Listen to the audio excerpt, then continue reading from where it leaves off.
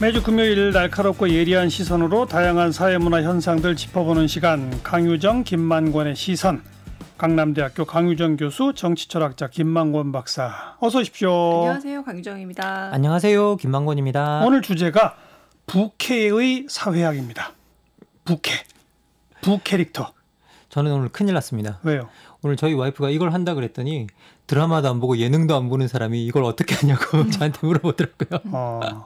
싹쓸이 모르세요? 싹쓸이? 알긴 아는데 제가 뭐 이렇게 열심히 본 적이 없습니다. 근데 이 부캐릭터란 용어가 김만권 박사가 별로 걱정 안 해도 되는 게 뭐 이효리가 린다지라더라, 그리고 유재석이 유산슬이라더라처럼 사실 아주 유명한 사람들이 갖고 있는 그 다른 이름, 다른 호명에 대해서 갖고 있는 이름이기 때문에 만약에 모르셔도 사실 유산슬이 몰라도 유재석은 아시고 예. 뭐 비룡은 몰라도 비는 아니까. 예. 그러니까 사실 이 자체가 굉장히 유명한 사람들이 갖고 있는 캐릭터의 어떤 다양화지 사실 몰라도 됩니다. 모르실 리가 없습니다. 네. 원래 이 부캐라는 용어는 게임에서 나온 용어라면서요? 엄밀히 말하면 아바타와 사실 비슷하다고 글쎄, 보여져요. 저희 처음 이제 온라인 생활 시작했을 때 마음대로 저희 싸이월드 얘기할 때도 했지만 내 이름을 정하기도 하고, 그렇죠. 그리고 남자인데 여자로 바꾸기도 하고 여자인데 남자로 꾸미기도 하고. 일종의 사기죠, 사기. 사기죠. 근데 사기를 쳐도 즐거운 공간이었기 때문에 그런 것이 주로 온라인 문화에서 굉장히 익숙한 것이었다면 이게 이제 좀 대놓고 뻔뻔하게 오프라인에서부터 즐기기 시작하고 소위 말하는 공중파나 이제 언론 매체 에서도 이걸 활용하기 시작하니까 이게 더 재미있는 뻔뻔한 어떤 가상 무도회 뭐 이런 느낌으로 사람들이 즐기는 게 아닌가 싶습니다. 그러니까 오프라인으로 나온 가상현실 캐릭터. 그렇죠. 예. 맞아요. 네. 특히 최근에 그 유산슬 싹쓸이 이제 공전의 히트를 치면서 부캐라는 용어가 대중에게 회자됐지 않습니까? 그런데 엄밀히 따지면 부캐는 이렇게 유명 인기인들만 갖고 있는 게 아니잖아요. 사실 다 갖고 있고요. 그래서 과거에는 저를 부캐를 뭐로 선택할까라고 하니까 저는 좀 고전적 의미의 멀티플레이어에 더 가까운 거예요.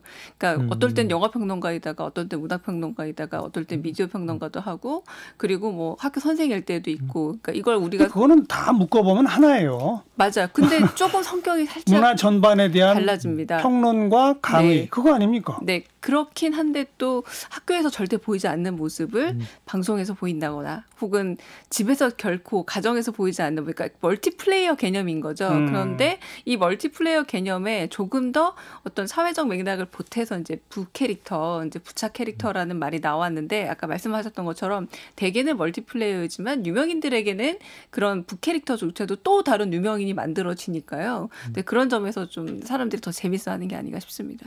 그 좀 엄밀하게 구분을 해봅시다. 방금 강 교수가 표현한 걸 가지고 제가 예를 들어볼게요. 아이들의 엄마 역할이 다르고요. 남편의 부인 역할이 다르죠. 그죠? 시어머니의 며느리 역할이 다르고 딸의 역할이 다릅니다. 그렇죠? 인간은 모두 그렇습니다. 맞아요. 예. 다양한 역할을 사회적으로 지고 그러니까요. 있죠. 예. 그런데 그런 면에서도 한 사람은 여러 캐릭터를 갖게 되는 거예요. 그러나 지금 우리가 말하는 부캐라는 개념은 엄밀히 말하면 그런 측면이라기보다는 낮에는 회사원인데 밤에는 드러머다. 예를 들어서. 뭐 이런 식의. 뭐 제 주변에도 그런 분이 계십니다. 그런 분이 있잖아요. 예, 되게 그 박사님이시고 되게 학문 활동을 되게 열심히 하시는데 이분은 늘 뮤지컬 배우가 되고 싶어 하세요. 예, 그분은 그러니까 되고 싶어 하는 것 예, 뿐이죠. 그러면서 이제 계속 그 일을 하고 싶어서 계속 그걸 찾아다니고 뭐 학원을 다니고 뭐 학원도 그런 다녀요. 예, 실제로. 예.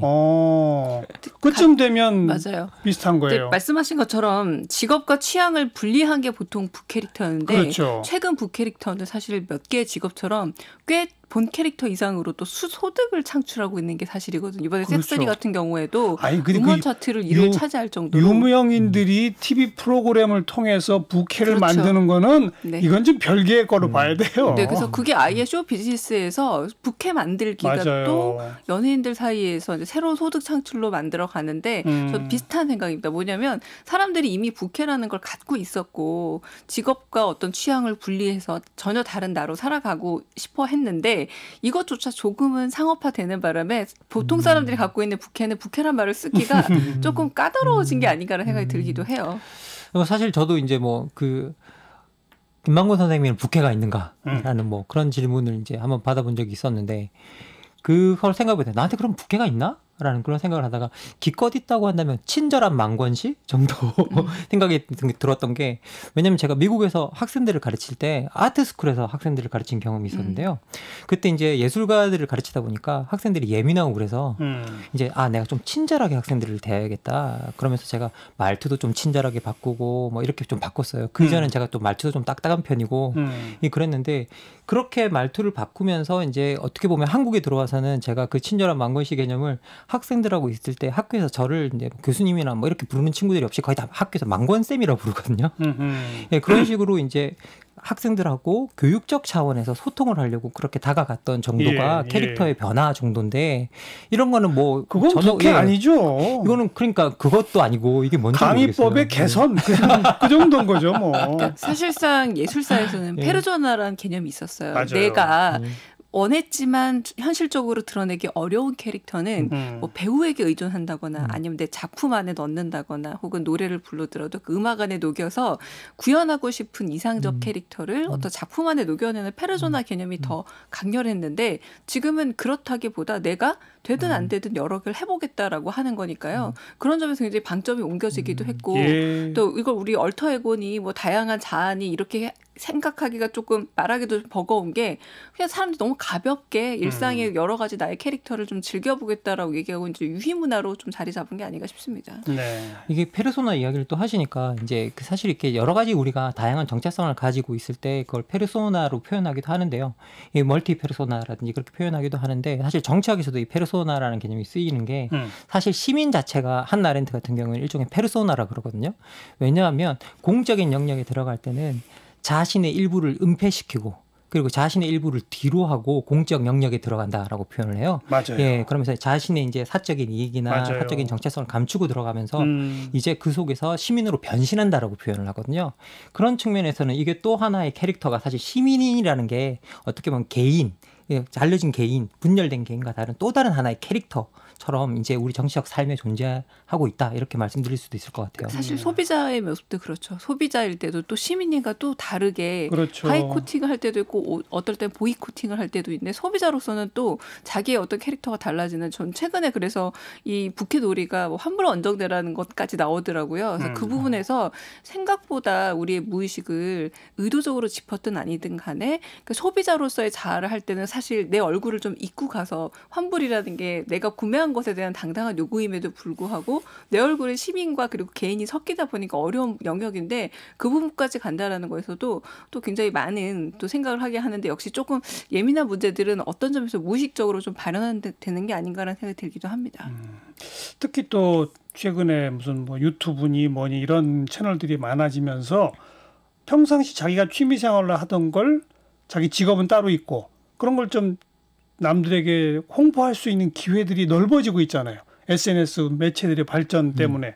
이러다 보니까 자기의 부캐를 조금 더 적극적으로 남에게 드러내는 이런 창구는 더 활짝 열리게 된 거 아닌가요?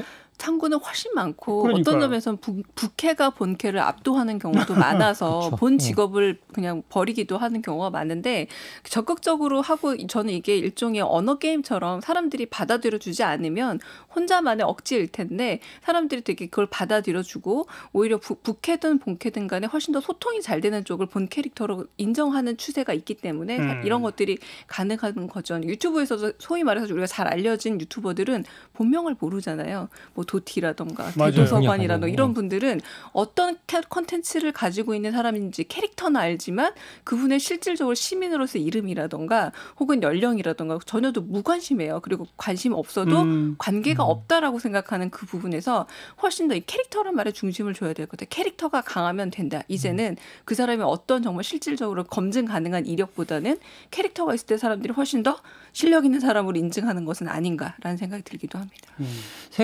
살다 보면 생존을 위해서 존재하는 나가 있고 되고 싶은 나가 있는데, 과거에는 이렇게 되고 싶은 나를 표출할 길이 개인에게는 상당히 뭐 제한적이었다고 한다면, 지금은 유튜브나 뭐 다양한 소셜 뭐 미디어나 이런 것들이 그 채널을 열어줘서 이런 북캐릭터들이 이렇게 활발히 제시될 수 있다는 생각이 듭니다. 당분간은 이런 이 풍조가 더 확산될 것 같죠. 그렇죠. 우선 연예계에서부터 계속 재미를 붙인 것 같아요.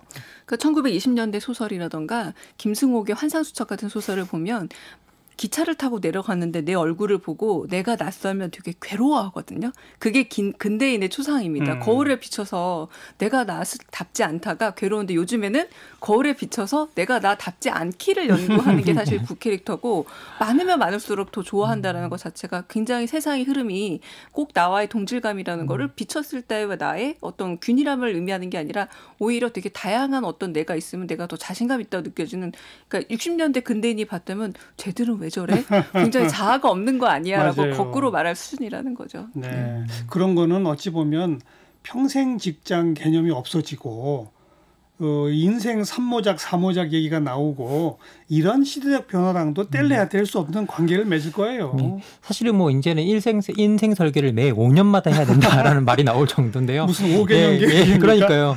이제 뭐 인생 설계를 매 5년마다 해야 된다는 말은 5년마다 내가 변신을 해야 된다는 거니까 사실은 그런 캐릭터의 변화 자체가 어떻게 보면 삶의 방향과 삶을 살아가는 방식과도 연관이 되어 있다는 생각이 듭니다. 네.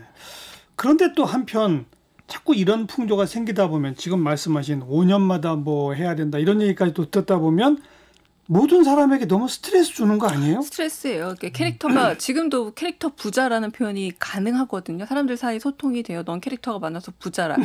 이게 과거에는 너 참 오히려 재주가 많으면 굶는다 그랬어요. 그렇죠. 구르는 돌에는 이끼가 안 낀다는 게 정말 남는 게 없다는 표현이었는데 요새는 많이 굴러야 하고 그리고 많이 자기를 캐릭터를 가져야 되는 건데 반대로 굉장히 일관적으로 사는 걸 훨씬 더 안정적으로 느끼시는 분들한테는 불안적 요소이기도 하고 그리고 불편한 요소이기도 하죠. 한우물만 파는 것의 장점도 분명히 있는 거 아닙니까? 속담이 바뀔지도 모를 것 같아요. 그렇죠. 네, 지금은 이제 어떻게 보면 다양성의 시대라 때와 장소에 따라 자신의 캐릭터가 바뀌는 게 상당히 재능이 된 시대인 것 같습니다. 아니, 그런데 그러다 보니까 한우물 파는 것, 한 가지 일을 좀 꾸준히 오래 하는 것, 이것의 중요성이 너무 좀 간과되는 거 아닌가.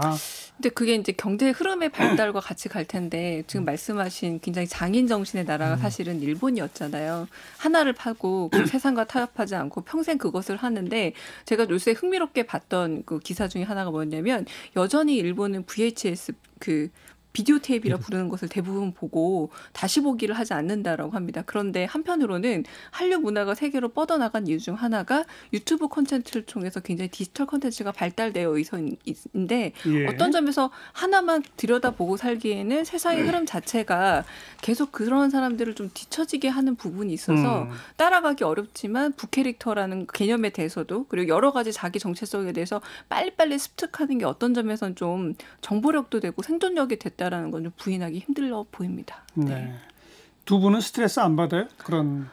봤는데 한편으로는 저한테도 여러 가지 이제 부캐릭터를 만들어 주시더라고요. 제가 만든다기보다. 누가 만들어줘요? 그러니까 네티즌 분들이라든가 이런 분들이 이런 사람이다라고 규정을 해줄 때가 있는데 부캐릭터가 내가 만들 때도 있지만 사람들이 요구하는 모습에 제가 따라가는 측면도 없지 않아 있는 거예요. 그럴 때는 상당히 이게 내가 과연 어울리는 캐릭터인가 고민을 하게 되는 측면도 있어서 여러 가지로 좀 고민이 되는 현실적인 문제이기도 합니다. 저한테는. 김 박사는. 근데 뭐 저는 생각해 보니까 제가 뭐 부캐릭터가 있는지도 없는지도 확실하지 않고 뭐 그런 상황이라서 그런지 몰라도 제가 무엇을 하고 있든 저 같은 경우에는 기본적으로 책을 가까이 두고 그리고 지속적으로 읽고 쓰고 생각하는 일을 해야 그 어떤 일이든 저와 연관된 일을 할 수 있어서 항상 그것이 중심으로 움직일 수밖에 없는 상황이라 저는 어떻게 보면 그렇게까지의 정체성 혼란은 저는 솔직히 없습니다.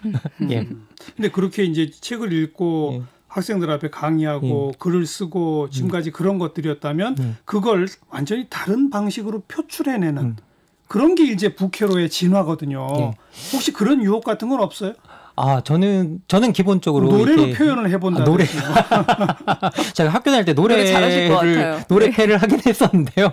근데 뭐 그런 욕망은 없고요. 지금 현재 사실은 이렇게 30대, 40대 때는 가수를 해보고 싶은 욕망은 있었어요. 그런데 이쯤 되면 제가 잘 짚은 것 같은데요. 맞아요. 네. 정치 철학을 노래로 표현한다. 그렇진 않고요. 자, 마지막으로 부캐란 무엇이다? 강 교수님. 저는 거울놀이라고 생각했습니다. 결국은 내가 나를 봐서 즐겁게 여러 가지 우리 머리를 가끔 가발도 쓰기도 하고 화장을 해보기도 하고 얼굴에 낙서를 하면서 결국 거울 보기를 하는데 달라진 거울놀이가 부캐놀이가 아닐까라는 생각이 들었어요. 재미난 거네요, 이거는. 재밌는 겁니다. 네. 김만건 박사는 뭐 저도 거의 비슷한데요. 때론 알면서도 모르는 척. 예. 그게 부캐인 것 같습니다, 저한테. 네. 이렇게 그냥 즐겁게 뭐 크게 스트레스 안 받고 이렇게 부캐를 옆에서 이렇게 접하는 게 좋을 것 같아요. 이게 일종의 스트레스로 사람들한테 나도 있어야 되는데 꼭 그럴 문제는 아닌 거죠. 그래서 사실은 투잡이나 이런 것들과는 분리해야 됩니다. 이거는 재미있는 문화 현상이지만 그렇죠. 먹고 살기 힘들어서 투잡하는 것을 여기까지 섞는다? 그런 거는 위험한 얘기가 되죠. 투잡은 이게 경제가 어려워진 시대에 삶의 무게를 감당하는 방식이지. 예. 김만건 박사, 강유정 교수 오늘 여기까지 수고하셨어요. 네, 감사합니다. 감사합니다.